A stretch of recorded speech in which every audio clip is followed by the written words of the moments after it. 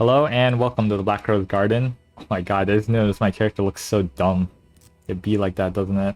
Anyway, as you probably know from my previous few videos, I've been leveling up my second character with a set of pretty unique twink leveling gear. And I actually liked this set of gear so much that I wanted to see just how far I could push it beyond the campaign. The only thing better than one set of twink gear that you put on level 30 and can finish the entire campaign with is one set of twink gear that you put on level 30 and you can go all the way to tier 16 maps. And to my surprise, this set of gear can, and I'll show you. Another reason why I really want to do this is because I've been watching a lot of other people's twink leveling guides, and I've noticed that they focus so much on damage. Like, oh, you need replica Thessalio Sign or Prism Weave or replica Prism Weave for damage. And I was thinking, do you really need that much damage when you already have a 6-link? Because in my opinion, the most important stat for twink gear is, well, first obviously movement speed, everyone agrees with that, but then second is actually defenses, because it's a lot worse to get to near the end of the zone and then die and have to rerun the entire zone than it is to have, like, I don't know, double the damage on a boss.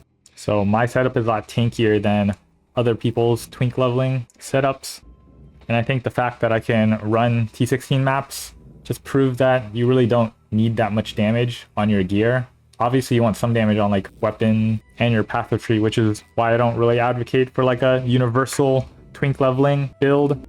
I think you should choose a leveling skill gem that can best take advantage of your ascendancy and your passive nodes so that you can continue to use it after the campaign. And I don't even mean that you need an optimized passive tree just for your twink leveling build. You just need to take some damage nodes.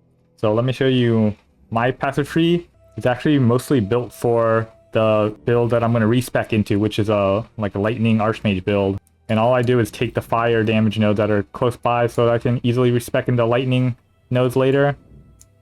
Like, all these points down here are pretty useless for the armor brand cremation build, but if you are familiar with popular archmage build, you know there's a popular tech where you put Parandus Pact for mana here and then a natural instinct here, and then you get a ton of mana, but that does nothing for this twink leveling build. So again, my point is you don't need that much damage on your twink leveling gear, as long as you have some damage on the tree, and then probably like a weapon that fits. And if that's good enough for me to clear a tier 16 map, then it's definitely good enough for you to at least clear the campaign and like white and yellow maps. I know Armor Brand Cremation is an exceptionally good leveling build, but actually is infamous for scaling pretty poorly into the end game. Cremation is completely hit-based, so you run like LE Focus, while Armor Brand is completely Ignite-based. So a lot of things can't support both Armor Brand and Cremation, like damage over time only supports Armor Brand, and damage penetration only supports Cremation. So I'm sure there's a lot of other leveling gems that can do something similar. Alright, let's get into it. The showcase. So in addition to the gear being tanky, another big reason that makes running T16 possible is shrines and this passive tree that I've set up for doing the XP shrine strategy that also gives you as much character power as possible with things like Nico, with Huck, and Einhart.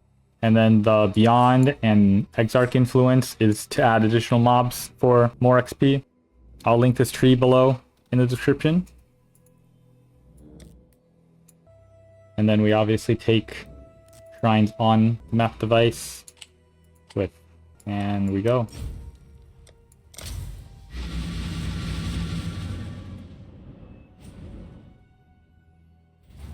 So obviously, this is not a very strong build since wearing level 30 twink gear, and the path tree is not optimized, and as I mentioned, the skill gems do not scale super well.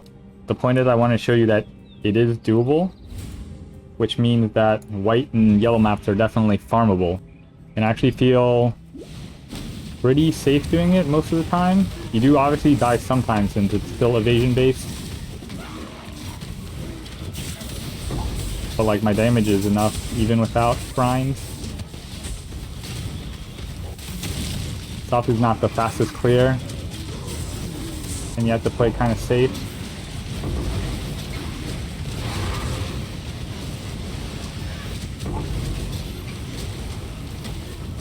And in this showcase, I'm wearing my gold rim Pick up the shrine first. My gold rim and Karui ward, even though usually I would be wearing the goal and Solstice because you really need to for maximize the shrine XP.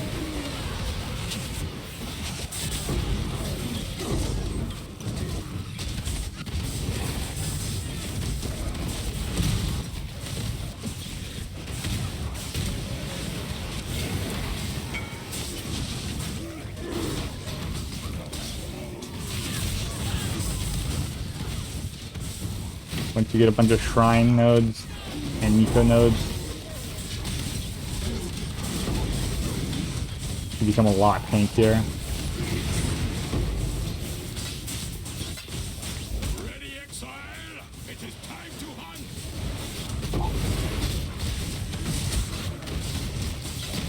We will be best friends until we slaughter you.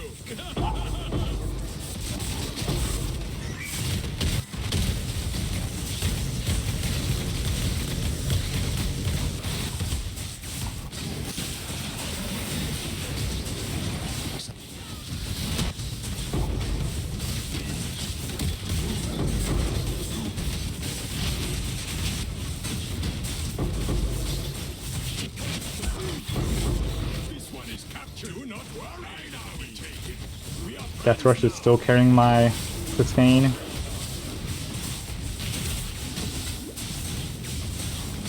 Probably even more so now than in the campaign.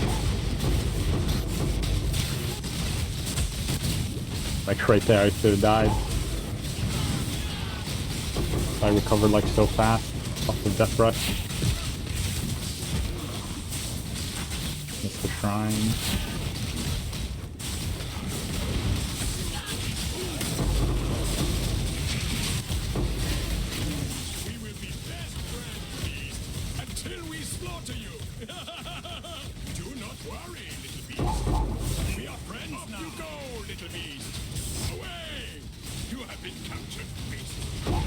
Even have enough damage to kill rare beasts, which are pretty tanky in tier 15 maps. You have been captured, beast. You will be a survivor, or you will be fooled.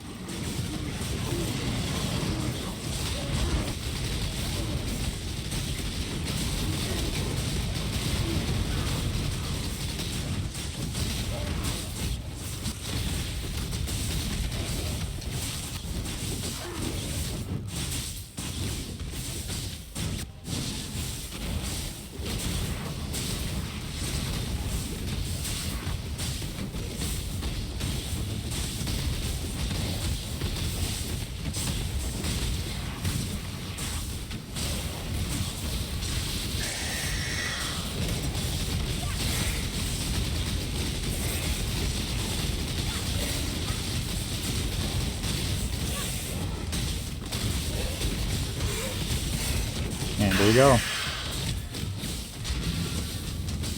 Pretty doable. I've been farming tier 16s for XP, but the important part is not that I'm running tier 16s, is that if I'm capable of running tier 16s, then I can easily farm like white and yellow maps and be pretty immortal in those, especially with shrines. And yeah, that's it for this video. Thank you for watching.